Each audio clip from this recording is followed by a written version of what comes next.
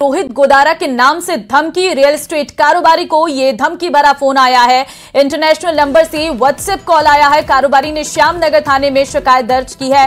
Phone न उठाने पर ऑडियो मैसेज से भी धमकी मिली है। खुद को रोहित गोदारा बताकर धमकी दी गई है। श्यामनगर थाना पुलिस कर रही है पूरे मामले की जांच। तो फिलहाल ये बड़ी खबर से इस वक्त आपको रूबरू करवा रहे हैं। दरअसल आपको बता दें कि धमकी भरा कॉल आया है व्यापारी को और फोन नहीं उठाने पर साफ तौर पर एक ऑडियो मैसेज भेजा गया है जिसमें कहा गया है कि फोन नहीं उठाने पर की भी धमकी दी गई है। कारोबारी ने श्यामनगर में अपनी शिकायत दर्ज की है। फोन न उठाने पर ऑडियो मैसेज से धमकी भरा। खुद को रोहित गोदारा बताकर धमकी दी गई है।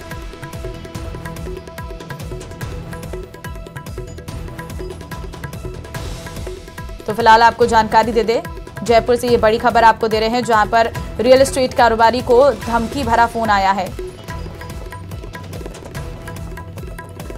राजस्थान लोक सेवा आयोग आरपीएससी की एक और परीक्षा में फर्जीवाड़ा सामने आया है। वरिष्ठ शारीरिक शिक्षा अध्यापक प्रतियोगी परीक्षा 2022 में 4 डमी कैंडिडेट बैठने के आरोप में आयोग ने एफआईआर दर्ज कराई है। इनमें से एक आरोपी को पुलिस ने गिरफ्तार किया है। बाकी 3 कैंडिडेट की तलाश की जा रही है।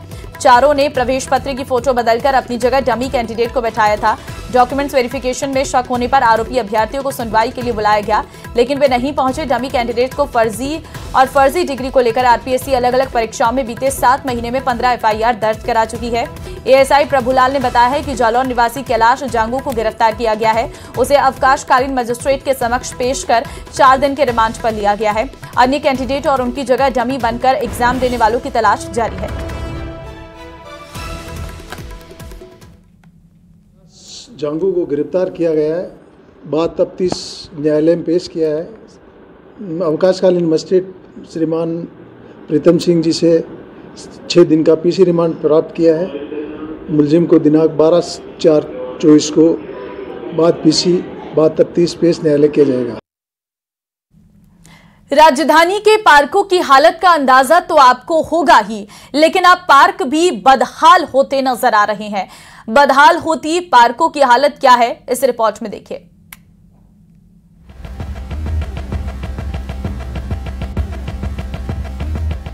ये जयपुर के पार्क हैं। तस्वीरों में आपको इनकी बदहाल हालत भी दिख रही होगी।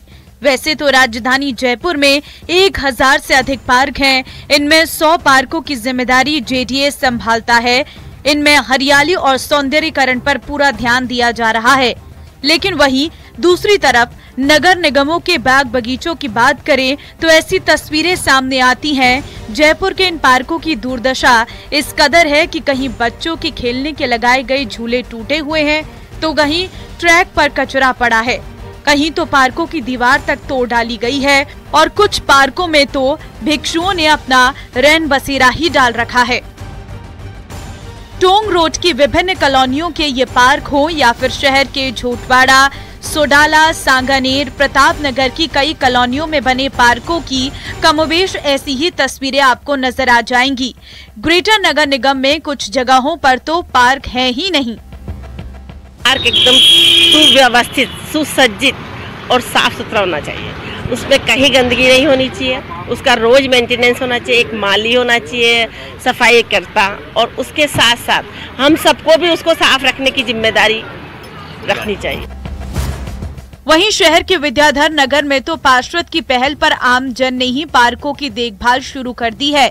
विद्याधर नगर के सेक्टर 6 में योगा पार्क है। इस पार्क को पिछले 2 वर्षों में लोगों ने आपसी सहयोग से विकसित कर लिया और इसे योगा पार्क नाम दे दिया।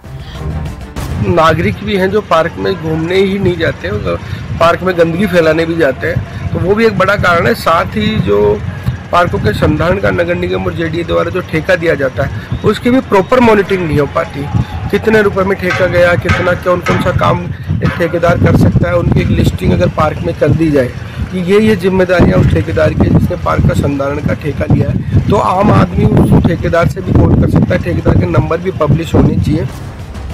वो अलग बात है कि नगर निगमों के पार्कों के रखरखाव पर एक मोटा बजट खर्च किया जाता है।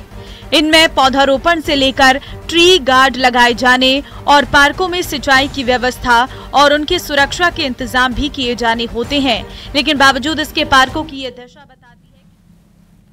और चलिए इस बुलेटिन में फिलहाल के लिए बस इतना ही। बाकी अन्य खबरों के लिए बने रहिए हमारे साथ। नमस्कार।